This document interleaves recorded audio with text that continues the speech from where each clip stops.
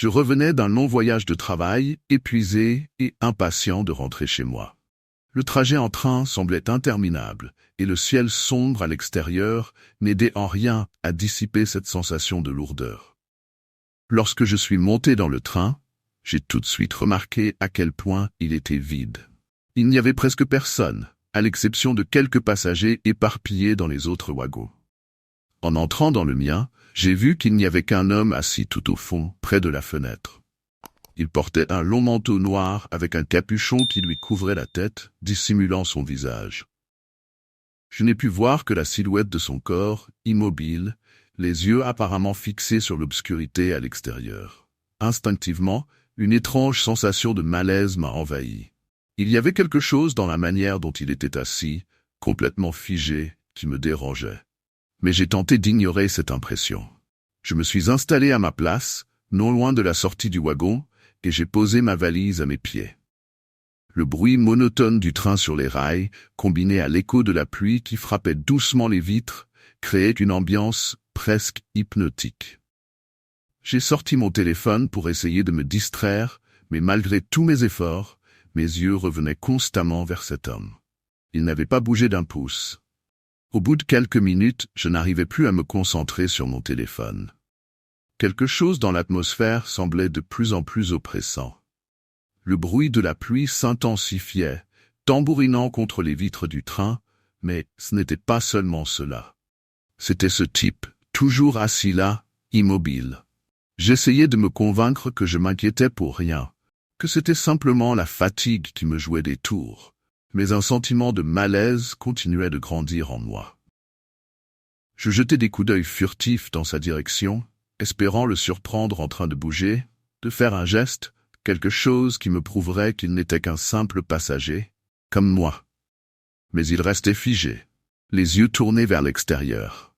La pluie déformait la vue par la fenêtre, créant des reflets étranges sur la vitre, mais j'avais l'impression que, de temps en temps, il détournait subtilement son regard vers moi. C'était rapide, presque imperceptible, mais assez pour que mes nerfs soient à vif. Je commençais à avoir des frissons, même s'il ne faisait pas si froid que ça dans le wagon. L'air autour de moi semblait plus lourd, plus humide. J'avais l'impression que chaque goutte de pluie qui frappait le train renforçait cette sensation d'oppression. Mon esprit tentait de rationaliser. Il avait peut-être simplement eu une longue journée, tout comme moi, et il était perdu dans ses pensées. Mais quelque chose, au fond de moi, refusait de l'accepter. Je me suis installé plus profondément dans mon siège, essayant de me concentrer à nouveau sur mon téléphone, mais à chaque tentative, mes yeux étaient irrésistiblement attirés vers cet homme. Après ce qui m'a semblé être une éternité, le contrôleur est finalement arrivé pour vérifier les billets. J'étais presque soulagé de voir un autre être humain, quelqu'un avec qui je pourrais échanger quelques mots et qui dissiperait peut-être cette tension qui s'était installée. Quand il est arrivé à ma hauteur, je lui ai tendu mon billet et, d'un ton léger, j'ai fait une remarque à propos de l'homme assis au fond du wagon. Je pensais que le train serait complètement vide, mais il y a encore ce type au fond, lui ai-je dit en pointant du doigt l'endroit où l'homme était assis. Le contrôleur a froncé les sourcils et a jeté un coup d'œil dans la direction que je montrais. Son regard est resté fixé là-bas quelques secondes, puis il s'est tourné vers moi, visiblement confus. « De quoi parlez-vous » a-t-il demandé. « Ce wagon est vide depuis la dernière station. » Un frisson glacé a parcouru ma colonne vertébrale. Je me suis retourné instinctivement pour vérifier. Le siège où l'homme était assis, il était vide. Pas une trace de lui. Mon cœur a commencé à battre plus fort, et un vertige désorientant m'a envahi. Comment était-ce possible? Il était juste là. Je l'avais vu de mes propres yeux, à peine quelques instants plus tôt. Mais le pire, c'était que le siège où il se trouvait était mouillé. Des gouttes d'eau glissaient sur le cuir, formant une petite flaque, comme si quelqu'un trempé par la pluie y avait été assis quelques secondes auparavant. Mon esprit s'embrouillait. Où était-il allé? Et pourquoi son absence me glaçait-elle autant? Je n'arrivais pas à détacher mon regard du siège mouillé. Mon esprit tournait à toute vitesse, essayant de comprendre ce qui venait de se passer. Le contrôleur, visiblement gêné par mon silence, se racla la gorge et tenta de me rassurer. Vous devez être vraiment fatigué, dit-il. Ça arrive souvent sur les longs trajets, les passagers croient voir des choses à cause de l'épuisement. Mais au fond de moi, je savais que ce n'était pas simplement de la fatigue. J'avais vu cet homme, j'avais ressenti sa présence, et maintenant, tout ce qu'il restait était cette trace humide inexplicable. La pluie battait toujours contre les fenêtres, et l'atmosphère dans le wagon semblait encore plus lourde, presque oppressante. Je n'ai pas pu m'empêcher de poser plus de questions au contrôleur. Est-ce que d'autres passagers ont déjà signalé quelque chose de bizarre dans ce train? Demandai-je, essayant de paraître détendu, mais ma voix trahissait mon malaise. Mais comment ne pas y penser? Le wagon semblait de plus en plus oppressant, et l'humidité dans l'air devenait palpable, comme si la pluie s'infiltrait à l'intérieur, rendant l'atmosphère suffocante. Alors que le contrôleur s'éloignait, je restais figé, incapable de détourner les yeux de ce siège mouillé. L'humidité semblait se propager dans tout le wagon, comme si la pluie à l'extérieur trouvait son chemin à l'intérieur. Mon souffle devenait de plus en plus court, et un frisson glacial parcourait ma peau. L'air, déjà lourd, semblait s'épaissir autour de moi. J'ai soudain ressenti une pression invisible, une présence que je ne pouvais pas expliquer, mais qui devenait de plus en plus palpable. Mon instinct me disait de me lever, de changer de wagon, de fuir cet endroit. Mais quelque chose me retenait sur place, comme si je n'étais plus maître de mes mouvements. C'est alors que je l'ai senti. Un frôlement léger, presque imperceptible, sur mon épaule. Une sensation glacée, comme une main mouillée qui venait de me toucher. Mon cœur fit un bond et je me suis brusquement retourné, espérant voir quelque chose qui expliquerait cette sensation. Mais derrière moi, il n'y avait que le vide. La panique monta en moi. La pluie dehors redoublait d'intensité, frappant les vitres avec une force presque assourdissante, tandis que le wagon semblait sombrer dans une obscurité de plus en plus oppressante. À ce moment, le train entra dans un tunnel. L'obscurité devint totale. Les lumières du wagon vacillèrent, s'éteignant brièvement avant de se rallumer, mais juste assez longtemps pour que je distingue une silhouette dans la vitre à côté de moi. Mon propre reflet, mais pas seulement. Derrière mon reflet, l'homme au capuchon se tenait là, fixant son regard sur moi. Mon sang se glaça. C'était pas possible. Il n'y avait personne d'autre dans le wagon. Je l'avais vu disparaître. Pourtant, son reflet était là, figé, à quelques centimètres de moi. Je me retournai vivement, mais il n'y avait rien que le vide. Seule la vitre, avec ce reflet troublant. Les lumières vacillèrent une dernière fois avant de s'éteindre complètement, me plongeant dans une obscurité totale.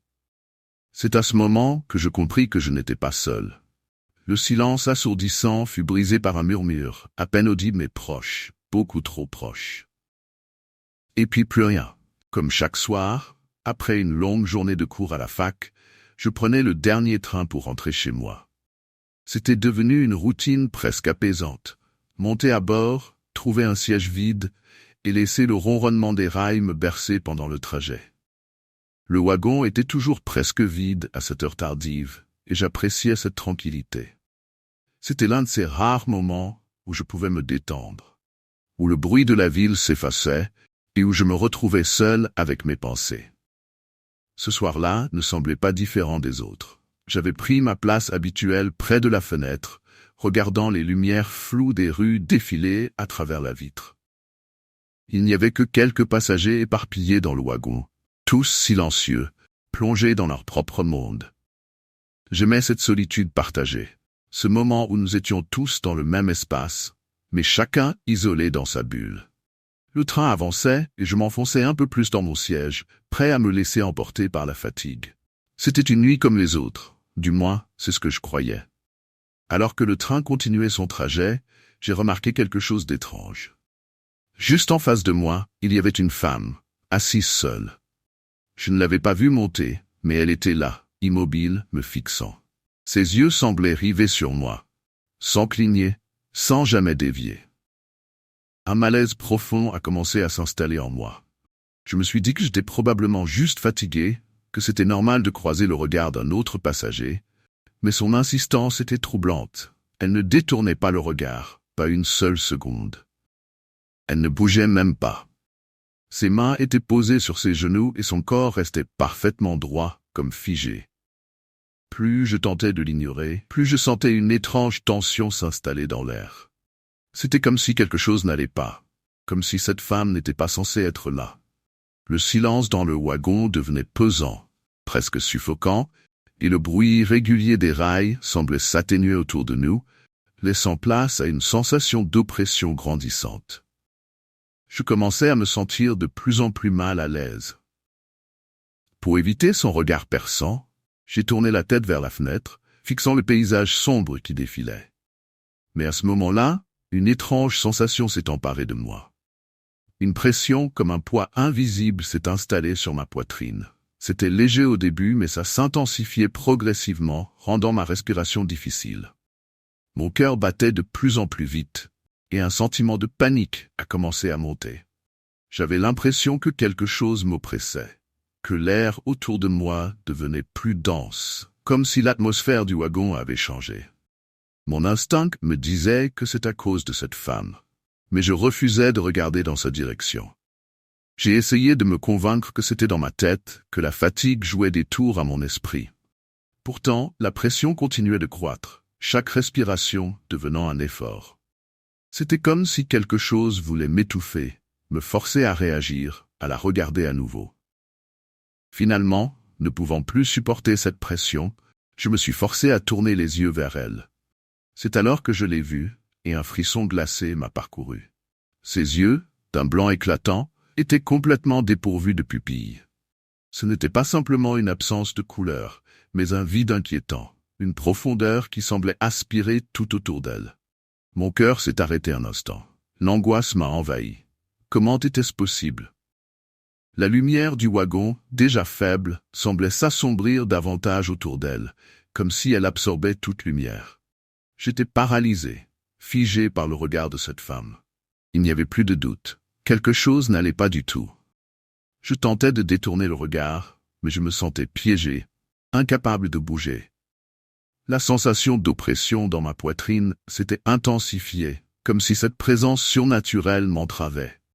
Le wagon devenait de plus en plus froid, et je pouvais presque entendre un murmure dans l'air, une voix que je ne pouvais pas comprendre. C'était comme si elle m'appelait, comme si elle voulait que je me rapproche d'elle. L'angoisse était insupportable. Je savais que je ne pouvais pas rester là une seconde de plus. Le train continuait de rouler, mais chaque seconde semblait s'étirer à l'infini. D'un coup, un instinct de survie m'a poussé à agir. Je me suis levé brusquement, mes jambes tremblantes, et j'ai couru vers les portes du wagon. En passant à côté d'elle, j'ai senti une vague de froid intense, comme si je franchissais une barrière invisible. Je n'osais même pas la regarder à nouveau. J'ai appuyé sur le bouton pour ouvrir les portes, et avec un bruit assourdissant, elles se sont ouvertes à la prochaine station. Je me suis précipité hors du train, haletant, le cœur battant à tout rompre. À l'extérieur, l'air frais de la nuit m'a frappé au visage, mais la peur ne me quittait pas. Je me suis retourné pour jeter un dernier coup d'œil au train qui s'éloignait. À travers les fenêtres, j'ai aperçu la femme, toujours là, immobile, ses yeux blancs me fixant intensément. Ce regard m'a glacé jusqu'aux os. J'ai su à cet instant que je ne pourrais jamais reprendre ce dernier train. Depuis cette nuit-là, chaque fois que je pense à ce trajet, un frisson me parcourt. L'idée de croiser à nouveau ce regard vide me hante encore. C'était une nuit glaciale d'hiver, et je me retrouvais seul sur le quai de la gare. Le vent soufflait en rafales, s'engouffrant entre les structures métalliques, produisant un sifflement presque mélodique qui résonnait dans le vide. Il n'y avait personne, pas une âme en vue. Les lumières blafardes des néons projetaient des ombres étranges sur le béton fissuré, et chaque pas que je faisais résonnait comme une trahison dans ce silence oppressant.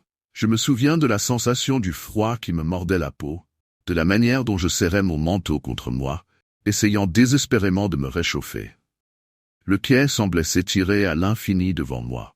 Chaque banc, chaque panneau recouvert d'une fine couche de givre.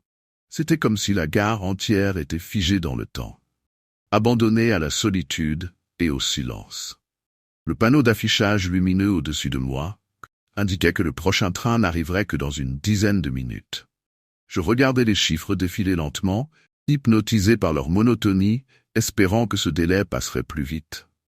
Mais plus j'attendais, plus le temps semblait ralentir, me laissant seul avec mes pensées, le froid et ce vide déconcertant qui enveloppait tout.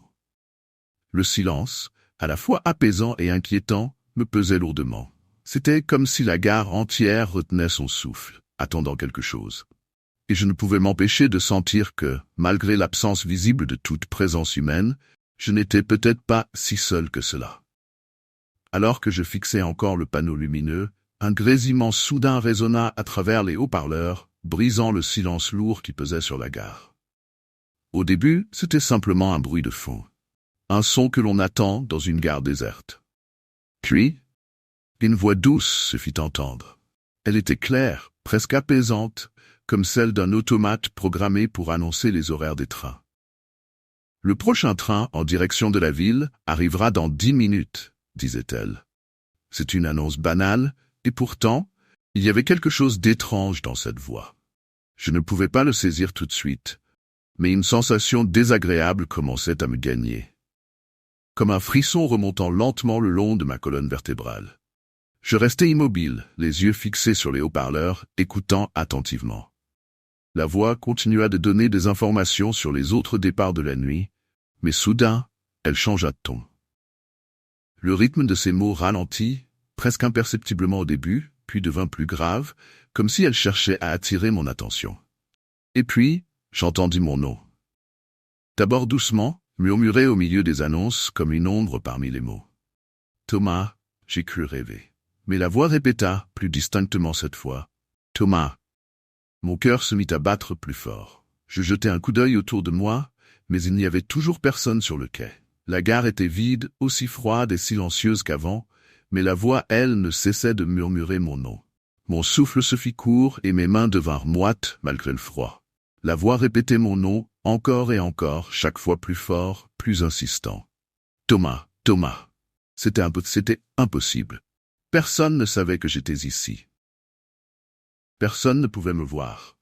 Comment la voix peut-elle connaître mon nom? Je me tournai vers les haut-parleurs, essayant de comprendre ce qui se passait. Je scrutais les coins sombres de la gare, espérant apercevoir quelqu'un, une présence qui expliquerait cette voix mystérieuse. Mais il n'y avait rien. Le vent continuait de siffler, faisant battre les panneaux contre les murs, mais aucune silhouette, aucune trace de vie. La panique monta en moi. J'avais l'impression d'être observé, suivi, comme si quelque chose ou quelqu'un se cachait dans les ombres, juste hors de portée de ma vision. Je fis quelques pas sur le quai, mes chaussures glissant sur le givre. Mon instinct me criait de partir, de fuir, mais où aller? Il n'y avait pas d'échappatoire. Le prochain train était ma seule chance de quitter cet endroit. Soudain, la voix changea à nouveau. Elle devint plus forte, presque agressive. Elle ne se contentait plus de murmurer, elle hurlait presque. « Thomas ! Thomas !» C'était comme si elle me traquait, cherchant à me pousser à bout. Je me retournai encore une fois, espérant, désespéré, trouver une explication.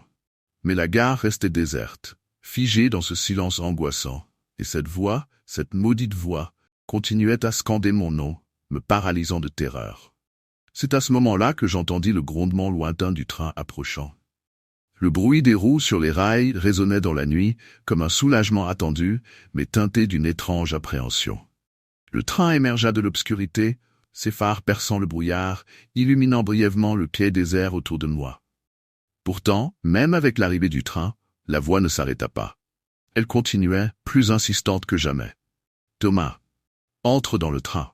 Thomas. » Je me figeais. Chaque fibre de mon être me disait de ne pas embarquer, de rester là, malgré le froid et l'angoisse. Il y avait quelque chose de profondément inquiétant dans la manière dont la voix m'intimait de monter à bord.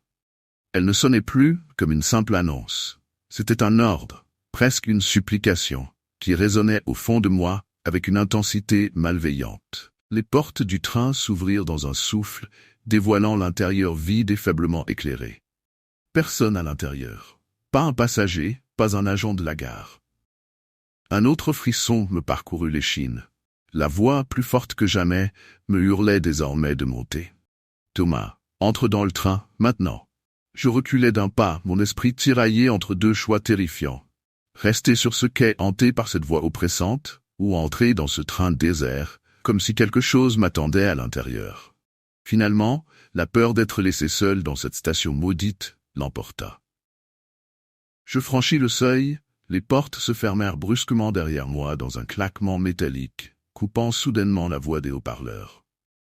Le silence revint, mais mon cœur, lui, continuait de battre à tout rompre, avec la terrifiante certitude que cette voix n'en avait pas fini avec moi. Le train démarra dans un léger frémissement, glissant doucement sur les rails.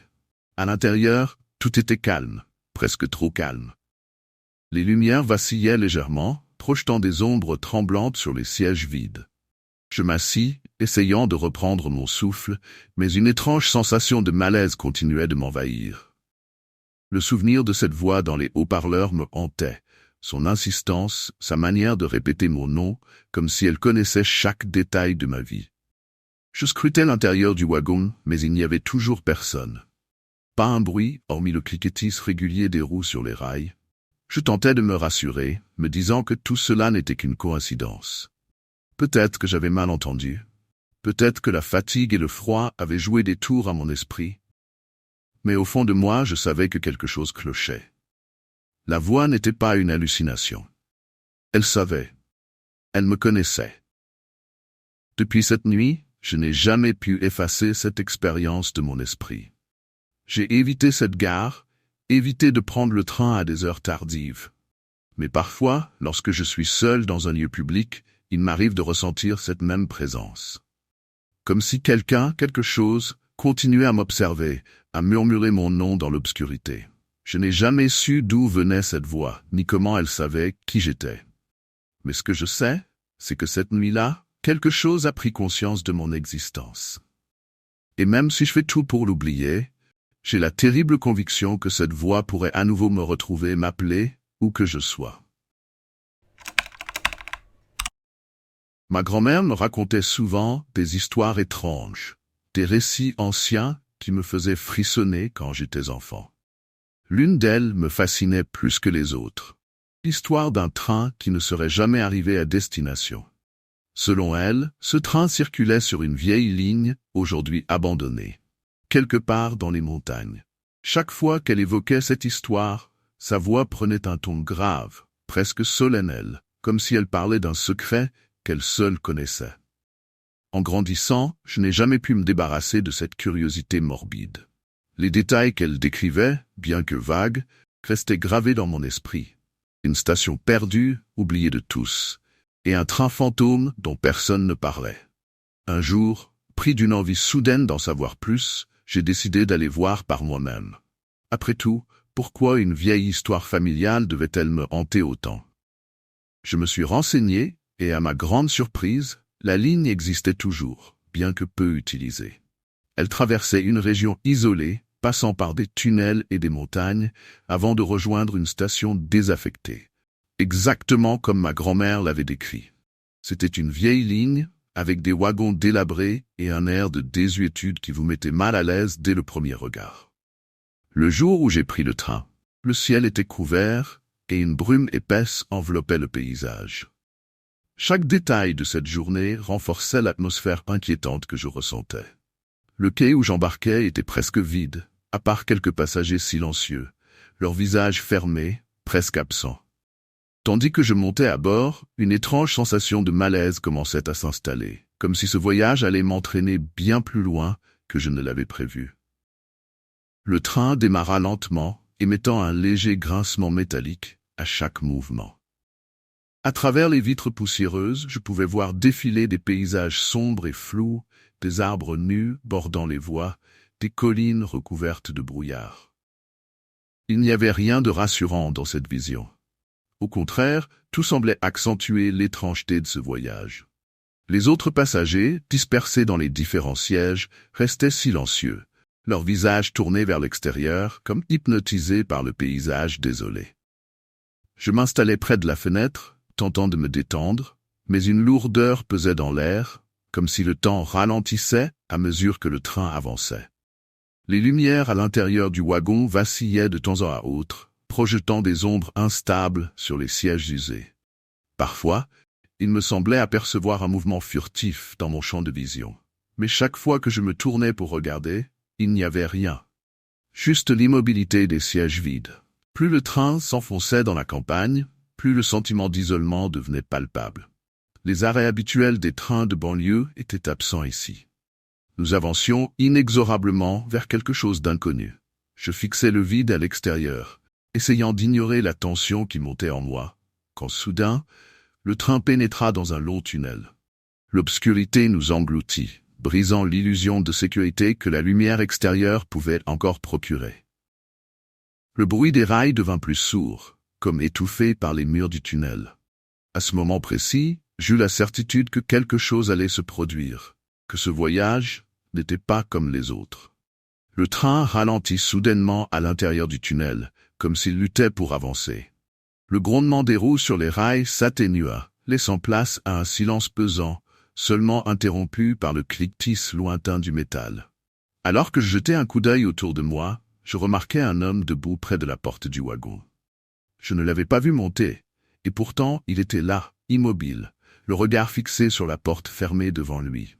Il portait un long manteau sombre, son visage à peine éclairé par la faible lumière vacillante du wagon. Il ne bougeait pas, ne regardait personne, comme s'il attendait quelque chose ou quelqu'un. Un frisson me parcourut l'échine. Il y avait quelque chose d'étrange chez cet homme, une présence qui semblait déplacée, comme s'il n'appartenait pas à ce monde. Je me levai, poussant mes craintes de côté, et m'approchai de lui. Le silence dans le wagon était presque assourdissant. Chaque pas que je faisais résonnait sur le plancher métallique. Lorsque je fus suffisamment près, je demandai d'une voix hésitante. « Vous allez bien ?» Il ne répondit pas. Pas un mouvement, pas un regard vers moi. J'allais répéter ma question, mais avant que je ne puisse ouvrir la bouche, il se tourna lentement vers moi. Et puis, dans un souffle glacé, il disparut. Littéralement. Son corps se dissipa dans l'air, comme s'il n'avait jamais été là. Je restai figé, le cœur battant à tout rompre, incapable de comprendre ce qui venait de se passer.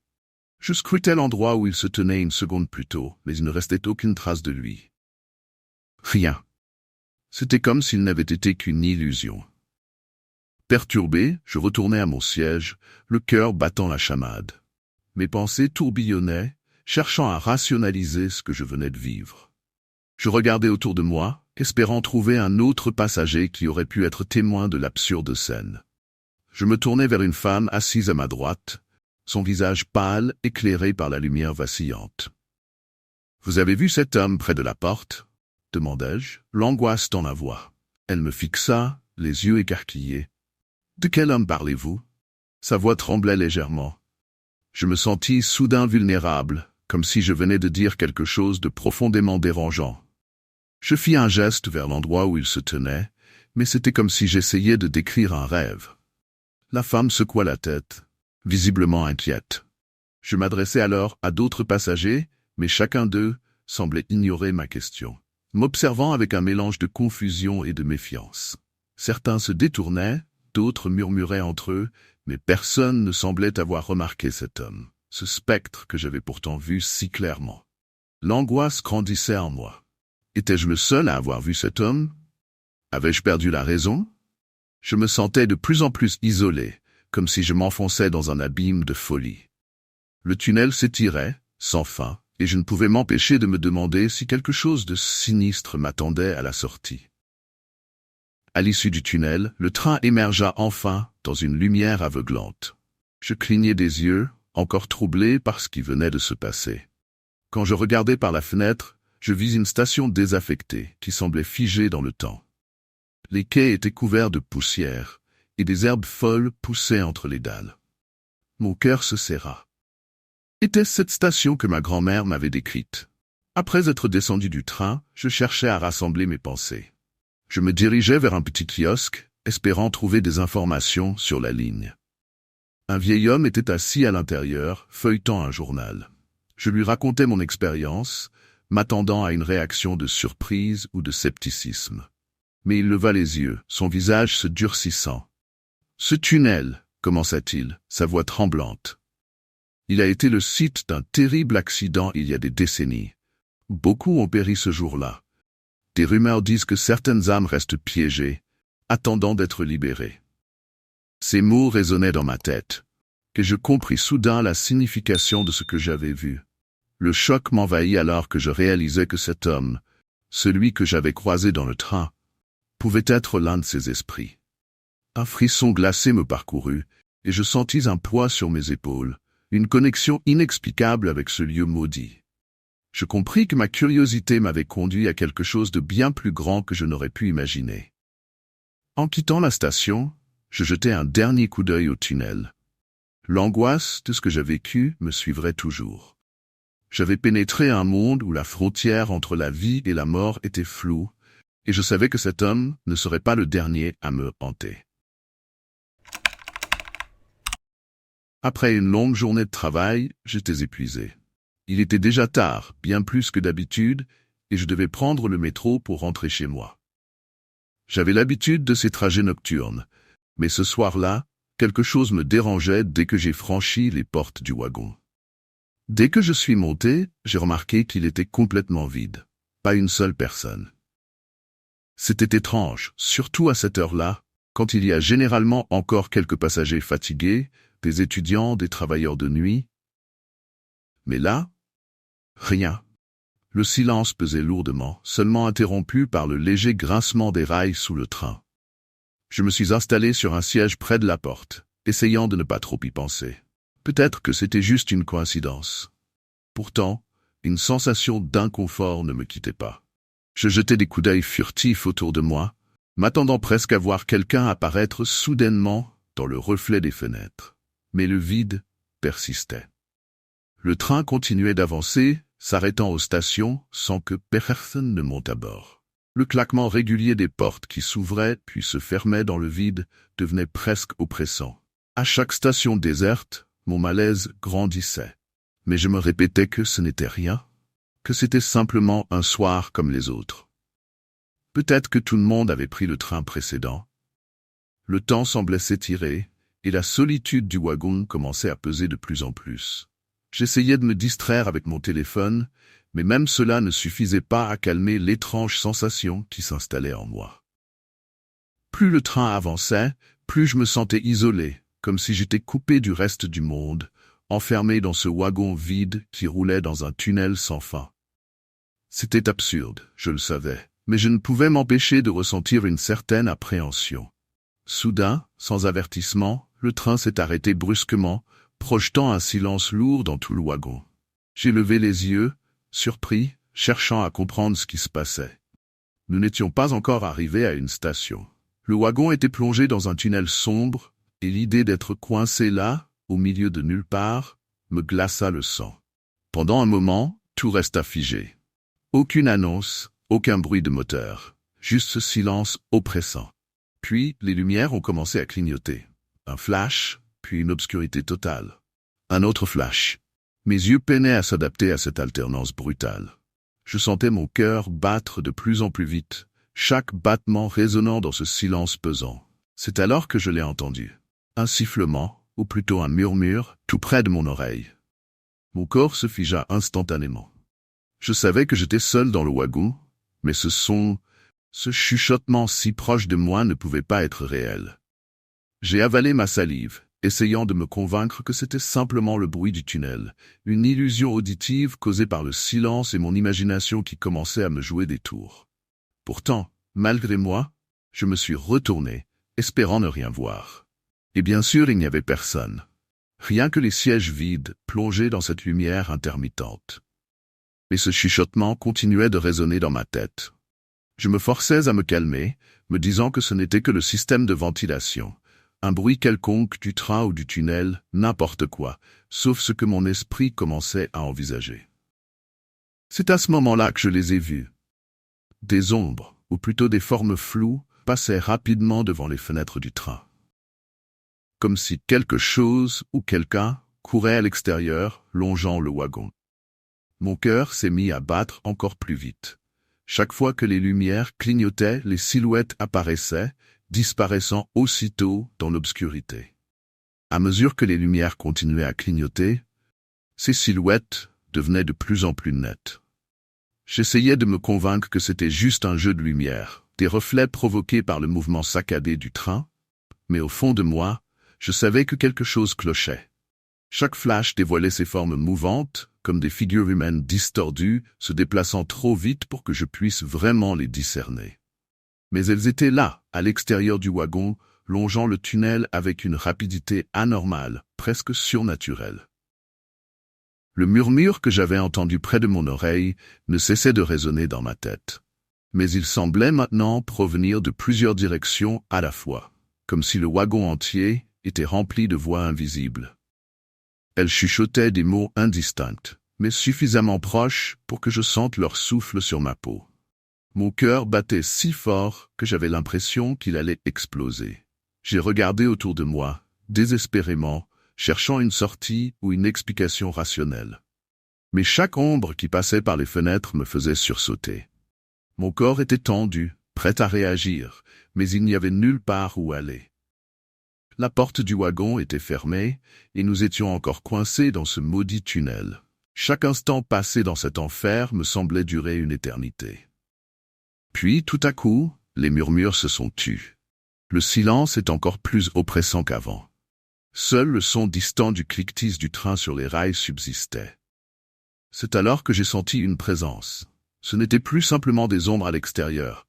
Quelque chose était dans le wagon, avec moi. Je ne pouvais pas le voir, mais je savais que c'était là, observant chacun de mes mouvements. Un frisson glacé parcourut ma colonne vertébrale. Soudain, le train se remit en mouvement. J'ai senti une secousse sous mes pieds, et les lumières cessèrent de clignoter. Elles restèrent allumées, mais l'atmosphère demeurait aussi oppressante. Mon instinct me hurlait de quitter ce wagon à tout prix. Chaque fibre de mon être était en alerte, comme si fuir était ma seule chance de rester sain d'esprit. À mesure que nous approchions de ma station, j'avais l'impression que le wagon rétrécissait autour de moi. La sensation d'être observé devenait insupportable, et mon regard n'arrêtait pas de scruter les coins sombres du train, craignant de voir surgir quelque chose qui n'aurait pas dû être là. J'essayais de me raisonner, de me dire que j'étais en sécurité, que tout cela n'était que mon imagination. Mais les murmures semblaient encore flotter dans l'air, écho lointain de ce que j'avais entendu auparavant. Quand les portes du wagon s'ouvrirent enfin à ma station, je n'ai pas réfléchi une seconde. Je suis sorti en courant, mes jambes tremblantes sous l'effet de l'adrénaline. L'air froid de la plateforme me frappa en plein visage, mais je continuais à courir, comme si quelque chose me poursuivait encore. Mes pas résonnaient dans le vide de la station, amplifiant le sentiment de panique qui s'était emparé de moi. Même une fois à l'extérieur, à l'air libre, je ne me sentais pas en sécurité. Il y avait toujours cette impression d'être suivi, traqué. Je me retournais plusieurs fois en marchant rapidement vers la sortie de la station, vérifiant que rien ne sortait du tunnel derrière moi. Ce n'est qu'une fois arrivé à la rue, sous les lumières artificielles de la ville, que je commençais à retrouver mon souffle. Mais même là, une part de moi restait alerte, comme si cette présence invisible ne m'avait pas complètement abandonné. Quelques jours plus tard, alors que j'essayais de mettre cet épisode étrange derrière moi, une nouvelle des plus troublantes attira mon attention. J'étais en train de prendre mon café matinal, feuilletant distraitement les actualités sur mon téléphone, quand un article retint mon regard. Il parlait de la ligne de métro que j'avais empruntée cette nuit-là. Apparemment, cette ligne avait été temporairement fermée durant plusieurs jours, précisément pour des problèmes techniques non spécifiés. Ce détail fit naître une sueur froide sur ma peau. Je parcourus l'article avec une nervosité grandissante. Il y avait des témoignages d'autres passagers racontant des expériences similaires aux miennes, des arrêts soudains dans les tunnels, des lumières qui clignotaient de façon erratique, des ombres aperçues à travers les fenêtres. Certains affirmaient même avoir entendu des voix ou vu des silhouettes à l'intérieur des wagons, comme si quelque chose les suivait. Mon cœur se mit à battre plus vite en lisant ces lignes. Je n'étais pas le seul à avoir vécu ça. Ce que j'avais ressenti cette nuit-là, ce que j'avais entendu et vu, n'était pas une simple illusion ou le fruit de mon imagination. Mais alors, qu'est-ce que c'était? Pourquoi cette ligne avait-elle été fermée et que se passait-il vraiment dans ces tunnels? Je n'avais pas de réponse. Et cela me glaçait d'autant plus. Depuis ce soir-là, je n'ai plus jamais pris cette ligne de métro. À chaque fois que je dois passer par cette station, je préfère marcher ou prendre un autre itinéraire. Mais même en évitant ce trajet, je ne peux m'empêcher de sentir que cette présence que j'ai ressentie cette nuit-là n'a jamais complètement disparu. Parfois, dans les moments de silence, je crois encore entendre ce murmure à peine perceptible près de mon oreille, comme un avertissement que cette expérience n'était que le début. Je prends le train tous les jours pour aller au travail. C'est devenu une routine tellement ancrée que je n'y pense même plus. Chaque matin, je m'assois toujours au même endroit, près de la fenêtre, avec ma fidèle petite habitude de poser ma sacoche sur le siège à côté de moi. Ce matin-là, il faisait encore sombre dehors, et la ville était enveloppée d'une légère brume. Comme d'habitude, j'avais mes écouteurs et je regardais distraitement à travers la vitre, observant les bâtiments défiler sans vraiment y prêter attention. C'était un de ces trajets ordinaires où l'on se laisse porter par la monotonie du quotidien. Le wagon était assez vide, juste quelques personnes dispersées ici et là. J'aime ces moments calmes où je peux m'isoler, réfléchir à ma journée à venir ou simplement me perdre dans mes pensées. Le bruit du train sur les rails me berçait, et tout semblait si tranquille. Rien ne présageait que quelque chose de bizarre allait se produire. Après quelques stations, le train s'arrêta comme d'habitude, et quelques passagers montèrent. Parmi eux, un homme qui s'assit juste à côté de moi, sur le siège que j'avais laissé vide avec ma sacoche.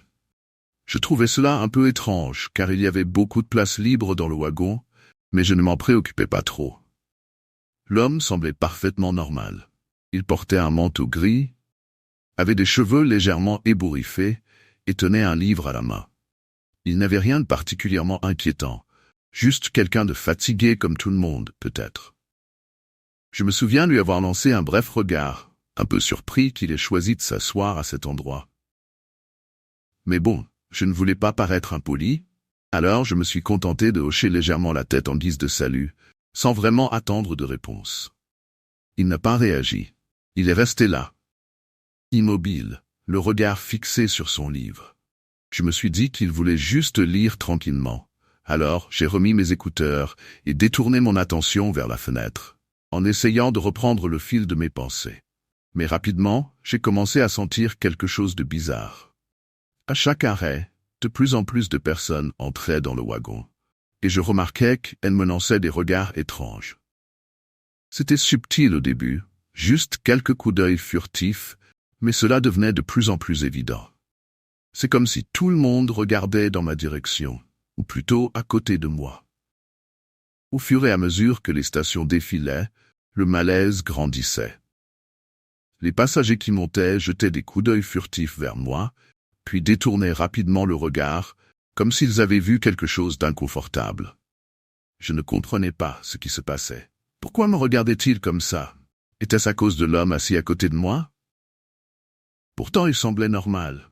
Rien dans son apparence n'était étrange ou menaçant. Puis, une chose étrange se produisit. À une station, une dame âgée monta dans le wagon. Elle s'arrêta juste en face de moi et me regarda avec une expression que je ne pourrais décrire. C'était un mélange de confusion et d'inquiétude. Elle hésita un instant avant de s'approcher doucement de moi et de murmurer.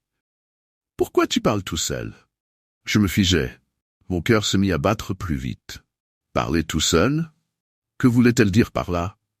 J'étais sur le point de lui répondre que je ne parlais pas quand je me tournai instinctivement vers l'homme à côté de moi. Mais il n'était plus là. Le siège était vide, comme s'il n'y avait jamais été. Un frisson d'angoisse parcourut tout mon corps. Je clignai des yeux, pensant que j'avais rêvé, mais il n'y avait toujours personne à mes côtés. Je scrutais autour de moi, perplexe. Les passagers qui m'observaient auparavant semblaient maintenant encore plus intrigués, et certains chuchotaient entre eux, lançant des regards inquiets dans ma direction. La vieille dame se tenait toujours là, le regard fixé sur moi, et je pouvais voir dans ses yeux une lueur d'inquiétude. « Qu'est-ce qui se passe ?» lui demandai-je, ma voix trahissant ma nervosité. Elle ne répondit pas immédiatement, mais son expression laissait entendre qu'elle ne savait pas quoi dire. C'était comme si elle était également troublée par la situation. Mon esprit commença à tourner à toute vitesse. J'essayais de me souvenir des détails sur l'homme. Comment avait-il pu disparaître sans que je le remarque? Avait-il quitté le train à une station précédente? Je ne pouvais pas m'empêcher de me sentir paranoïaque, comme si tous les passagers avaient été témoins d'une scène que moi seul n'avais pas comprise. Le stress monta d'un cran alors que je réalisais que je n'avais même pas vu où il était allé. Alors que le train avançait dans le tunnel, les lumières clignotèrent une fois de plus. J'entendis un léger souffle, comme un murmure, juste à côté de mon oreille. Je me retournai brusquement, mais il n'y avait rien, que le vide et le grondement des rails. C'était alors que je compris que quelque chose de sinistre se cachait dans ce train. Quelque chose que je ne pouvais pas voir, mais qui était clairement en train de m'observer. La panique s'empara de moi. Je ressentais un besoin urgent de quitter ce wagon, de fuir cette atmosphère étouffante et inquiétante. Lorsque le train commença à ralentir pour arriver à ma station, je me levai d'un coup, bousculant légèrement la vieille dame qui se tenait toujours là. Je m'excusai rapidement, mais je n'attendis pas sa réponse. Je traversai le wagon à grandes enjambées, mon cœur battant la chamade, me frayant un chemin parmi les regards toujours fixés sur moi. Lorsque les portes s'ouvrirent, je me précipitai dehors, l'air frais me frappant le visage comme un soulagement. Je réalisais que mes mains tremblaient. En prenant une profonde inspiration, je me retournai pour jeter un dernier coup d'œil à l'intérieur du train. Les visages des passagers me regardaient avec une expression d'étrange curiosité, mais je ne voyais plus la silhouette de l'homme, ni aucun signe qu'il avait été là. Je m'engageai dans la rue, le cœur encore en émoi, la tête pleine de questions. Pourquoi les gens me regardaient-ils comme ça? Pourquoi cette femme avait-elle pensé que je parlais tout seul? Mon esprit tourbillonnait avec ses réflexions, tandis que je marchais vers mon bureau. Ce n'est qu'après quelques heures que je trouvai un moment de calme pour fouiller dans mes pensées. Je pris mon téléphone et commençai à rechercher des informations sur cette ligne de train. Ce que je découvris me glaça le sang. J'appris que cette ligne avait été fermée temporairement quelques jours auparavant à cause de problèmes techniques non précisés, sans compter des rumeurs concernant des disparitions étranges dans la région.